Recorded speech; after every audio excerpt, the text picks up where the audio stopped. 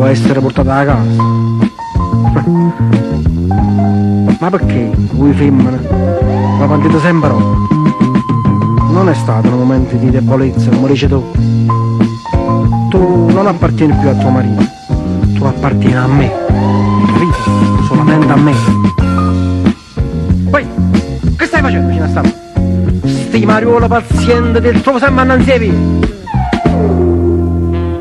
Non mi sei da pazienza, sì, ma non Mariuola.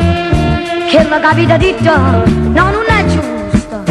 Si sto con via via, con la right, non so venuto certa da rubare. Papà guarda macchina qua fuori, ma sta malato e sono venuto per sostituire. Ehi, non tengo i spicci, ma vorrei che me l'avesse cercato lo scudo.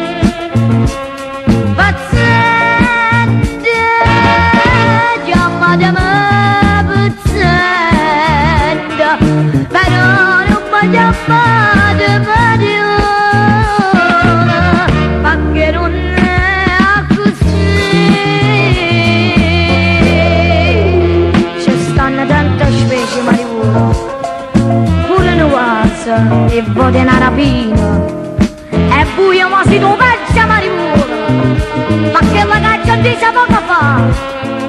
E chi dice?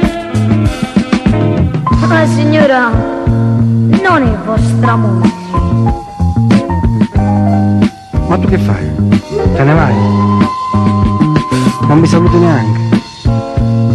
Vattene, no? Vattene, torna da tuo marito. Bravo voglio, non mi ha fatta innamorare. Certi volte non voglio giro se fa capire cose che tu non ne hai mai capite prima. Vieni con me, ti accompagno a casa e ti aiuto io. Lo faccio sta buona a papà mio.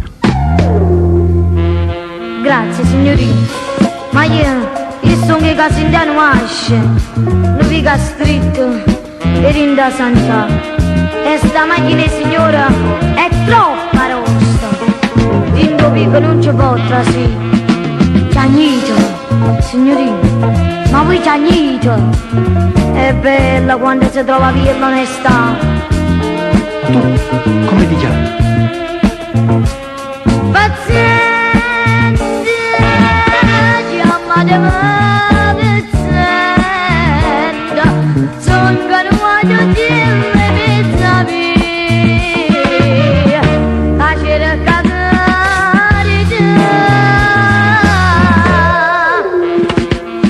a casa, signorino, che certamente vostra moglie starà aspettando. Strignita per la porta un coppo coro e non va ascoltata.